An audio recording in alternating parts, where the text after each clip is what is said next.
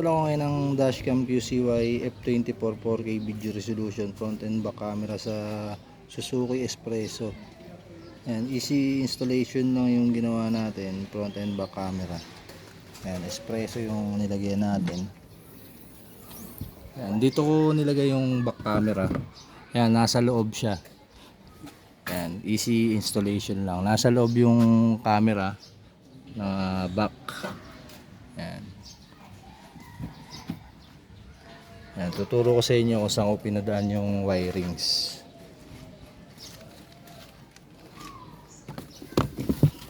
Ayan, ito yung QCY rear view mirror dashcam, yung pinapatong lang sa rear view mirror ng sasakyan. Ito yun. Ayan, nakapatong lang siya sa rear view mirror. Ayan, naka-ano lang siya ng clips. Nakaipit lang siya ng rubber clips dalawa. Tapos sinasaksak lang siya sa 12 volts port ng sasakyan. Ayan, nakasaksak siya rito sa cigarette lighter. Ayan, sinasaksak lang siya, plug and play. Wala kang gagalawin sa wiring. Ayan, saksak mo lang siya dyan. Ayan. Ito yung ano niya, yung charger niya. Ito. Ayan. Ito yun, yung sa cigarette lighter. Bali yung wire niya, pinadaan natin yan sa kesame. Ayan, dito sa loob ng kesame pinasok ko. Ayan. Ayan yung wire niya. Ayan, pinagapang natin yan papuntang kanan. Ayan, tapos lumusot dito. Tapos pinalusot ko rito. Ayan, tapos pagdating dito ililiko nyo. Ayan, naangat naman yung plastic dyan. Ayan, angat nyo na yung plastic para maliko nyo yung wire dyan.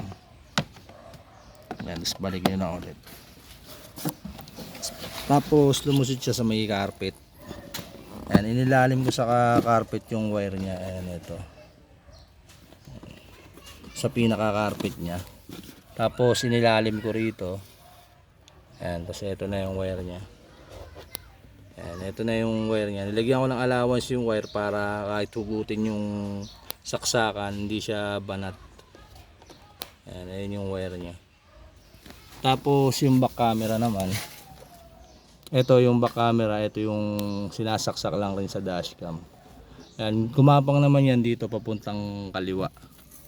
Ayan. Ito yung wire niya. Ayan. Tapos pinagapang ko dyan, nilusot ko rito. Tapos sa rubber, pinaano ko rito sa loob ng rubber. Ayan. Angatin nyo to, naangat naman yung rubber niyan. Para mapasok nyo sa loob ng kesame. Ayan.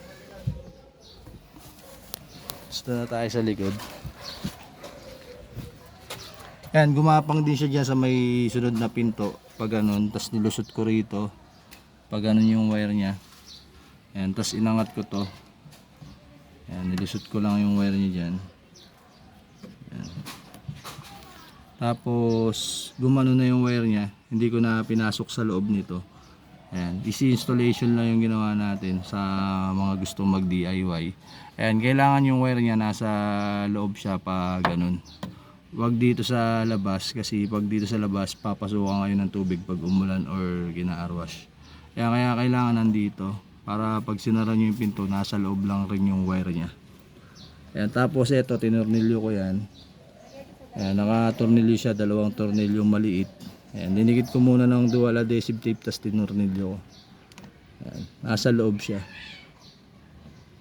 Ayan, kung gusto nyo mas malinaw yung kuha ng camera, pwede nyo ipakat yung tint nyo para mas malinaw.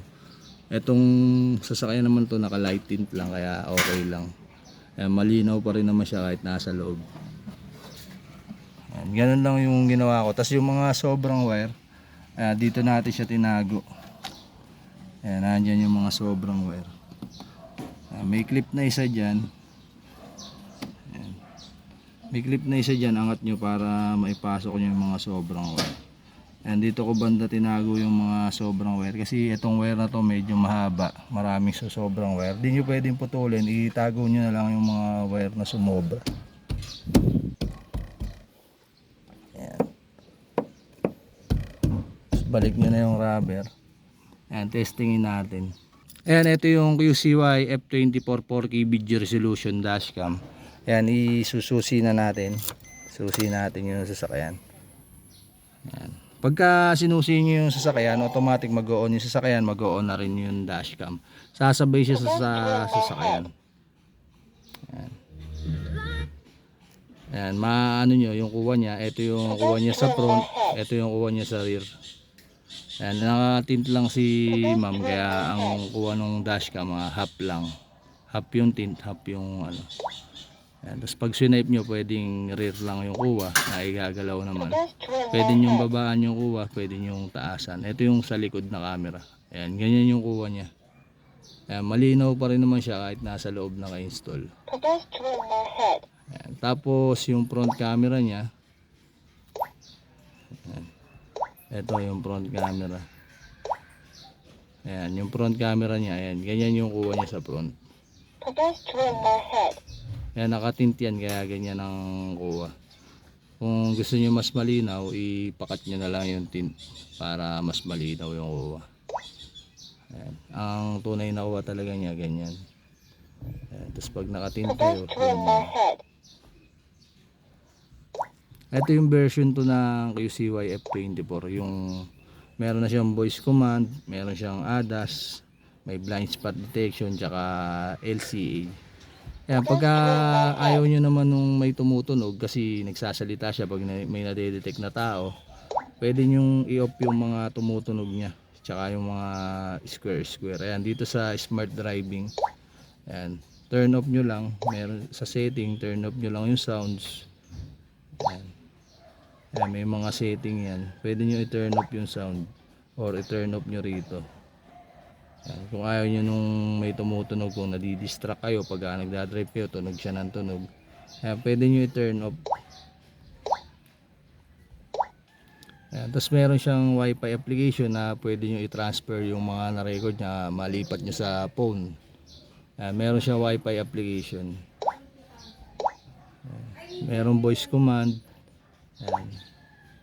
Ito yung wifi application nya, pwede nyo i-download yung mga record niya, malipat sa phone na hindi na kailangan kunin yung memory card.